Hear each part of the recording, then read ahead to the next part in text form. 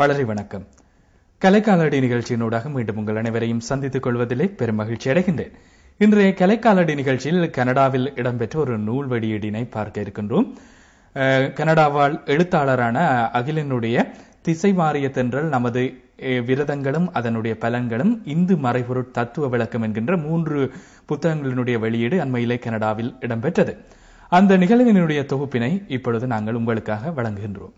வாழ்க நிரந்தரம், வாழ்க தமிழ் மொழி, வாழிய வாழியவே.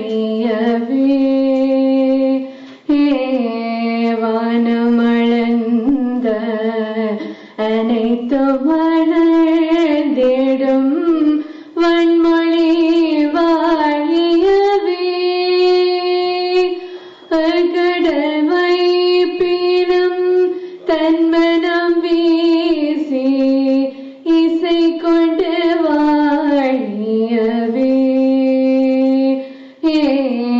எங்கள் தமிழ் மொழி, எங்கள் தமிழ் மொழி என்றென்றும் வாழியவே.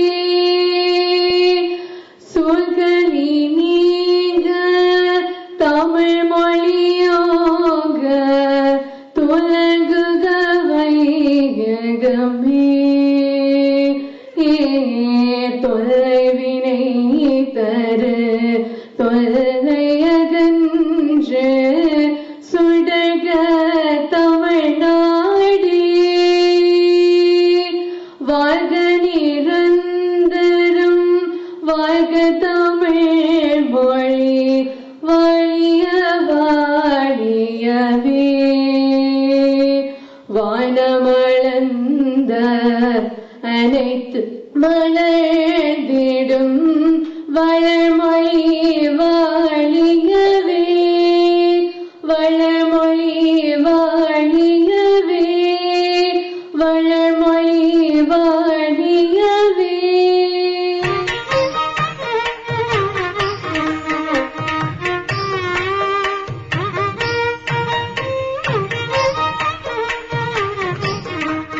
கனடாவில் இந்த 3 நூல்களுடைய வெளியீட்டு விழாவும் ஒரே அரங்கத்தில் இடம்பெற்றிருந்தது. இங்கு சிறப்பான ஒரு விடயமாக பார்க்கப்படுகின்றது. அதே போல இந்த வெளியீட்டு விழாவில் திசை மாறிய தென்றல் என்கின்ற அந்த கதை புத்தகத்தினுடைய ஆய்வுரையினை குரு அரவிந்தன் அவர்கள் நிகழ்த்தியிருந்தார். நண்பர் அகில் அவர்களை பற்றி என்ன ஒன்று குறிப்பிட வேண்டும். அவர் 1997ஆம் ஆண்டு, 2001ஆம் ஆண்டு, 2002ஆம் ஆண்டு ஆங்கில கவிதைகளுக்காக அவர் பரிசு பெற்றிருக்கிறார். இது அநேகமானவர்களுக்கு தெரியாது. அவர் ஆங்கில கவிதையிலும் மிகச் சிறப்பாக எழுதக்கூடியவர். அந்த தமிழ் கவிதைகள் கூட இந்த நாவலிலே ஆங்காங்கே தொட்டு பார்த்திருக்கிறார். நன்றாக இருக்கிறது.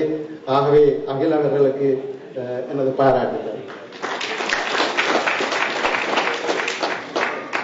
அடுத்து வாசகர்களாக நீங்கள் தரும் அகில் அவர்கள் தனது எண்ணுரை என்ற உரையிலே ஒன்றை குறிப்பிட்டிருக்கிறார்.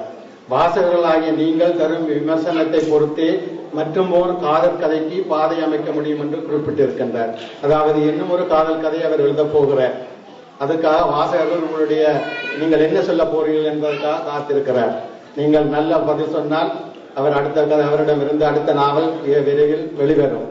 ஆனால் நான் என்ன சொல்கிறேன் என்றால், எங்களுடைய மக்கள் நல்ல விடயங்களை உடனடியாக பாராட்ட மாட்டார்கள். அப்படி பாராட்ட முன்வரும் போது உங்களுக்கு வயது போய்விடும். அந்த நேரத்தில் மற்றொரு காதல் கதைக்கு பாதை அமைக்க முடியுமா என்பது சந்தேகமே. எனவே இலவு காத்த கிளி மாதிரி விமர்சகர்களுக்காக காத்திராமல் தொடர்ந்து எழுதுங்கள், வெற்றி பெறுவீர்கள் என்று வாழ்த்தி விடைபெறுகின்றேன். நன்றி. இந்து சமயத்தை பொறுத்தவரையில் பல விரதங்கள் காணப்படுகின்றன. அந்த விரதங்களை அனுஷ்டிப்பவர்களும் பல பேர் காணப்படுகின்றார்கள். அந்த விரதங்களை அனுஷ்டிப்பதனால் ஏற்படுகின்ற நன்மைகள் என்ன, அதனுடைய பலன்கள் என்ன என்பதனை பிரதிபலிக்கின்ற புத்தகமாக நமது விரதங்களும் அதனுடைய பலன்களும் என்கின்ற நூல் காணப்பட்டது. இந்த நூலினுடைய ஆய்வுரையினை திரு சத்தியமூர்த்தி அவர்கள் ஆற்றியிருந்தார். எமது பெற்றோர்களுக்கு இந்த நூல் மிக மிக அவசியமான ஒன்று. விரதங்களும் விழாக்களும் விரதங்களும் அதனுடைய பலன்களும் என்று பல ஆசிரியர் பெருமக்கள் இந்த நூலை எழுதியிருக்கின்றார்கள். பல நூல்களிலே கட்டுரைகளாக பத்திரிகைகளிலே வந்திருக்கின்றன. ஆனாலும் இந்த தொகுப்பை நான் பார்க்கின்ற பொழுது எங்களுடைய சமயத்தை பொறுத்தவரை விருந்து வராத வீடும் இல்லை, விழா இல்லாத மாதமும் இல்லை என்று சொல்லலாம். என்ற தமிழ் மக்களிடையே இருக்கின்ற ஒரு பெருமை வாய்ந்த ஒரு பண்பு விருந்தோம்பல், அது எங்களிடம் இருக்கின்றது. அது விருந்து.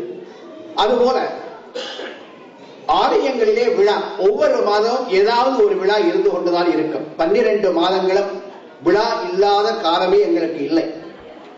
ஒரு மாதத்துக்கு சில சமயம் 3-4 விழாக்களையும் நாங்கள் எதிர்நோக்குகின்றோம்.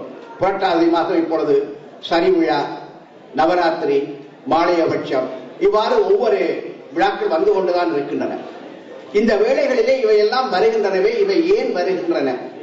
இந்த மாலையபட்சம், பிதர் தர்ப்பணம் என்பது இன்றைய குழந்தைகளுக்கு யாருக்குமே தெரியாத ஒன்று.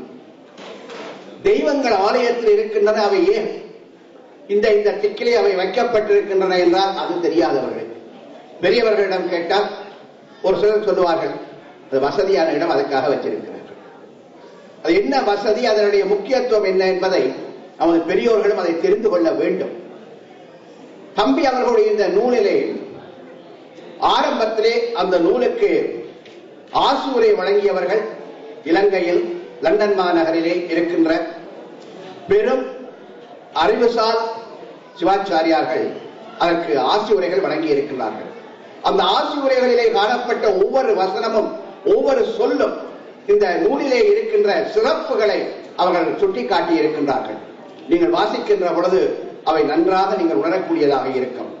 இந்து மறைபொருட் தத்துவ விளக்கத்தினை பல காலங்களில் பலவாறாக ஆராய்ச்சி செய்திருந்தார்கள். ஆனால் இதனை எழுத்தாளர் அகில் அவர்கள் எவ்வாறு கையாண்டிருக்கின்றார் என்பதனை ஆய்வு செய்வதற்காக அந்த நூலினை, அவர் எழுதிய இந்து மறைபொருட் தத்துவ விளக்கம் என்கின்ற நூலினை ஆய்வு செய்வதற்காக டாக்டர் இளம்போதரன் அவர்கள் அங்கு வந்திருந்தார். இந்த நூல் ஒரு அருமையான நூல். இதன் அளவை பார்த்த பொழுது ஞாபகம் வந்தது. பல ஆண்டுகளுக்கு முன்னால் அர்த்தமுள்ள இந்து மதம் என்று சொல்லி கவிஞர் கண்ணதாசன் எழுதிய புத்தகம் மிகுந்த வரவேற்பு பெற்றது. சாதாரணமாக இருக்கிற நடைமுறையில் உள்ள மக்களிடையே இந்து மத தத்துவங்களை புரிய வைத்த நூல். இன்றும் இப்போதும் பல பதிப்புகள் வந்து கொண்டிருக்கின்ற நூல். அதுவும் ஏறத்தாழ இதே அளவாகத்தான் இருந்தது. அடுத்ததாக பல வண்ணங்களை கொண்ட நூல், கவர்ச்சியான ஒரு நூலும் தான்.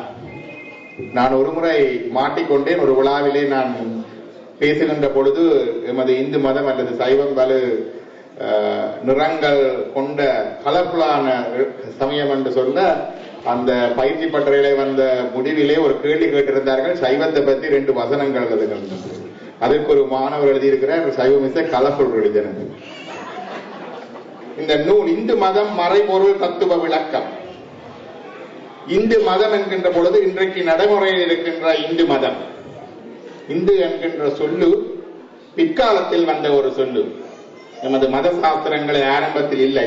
பிற்காலத்திலே சிந்து வழியின் இப்பால் வாழ்ந்து கொண்டிருக்கிற மக்கள் கூட்டத்தினர், அங்கே நிலவிய சமய கொள்கைகள், நடைமுறைகள், பண்பாடு எல்லாவற்றையும் குறிக்கின்ற ஒன்று சொல்லாக இந்து வந்தது.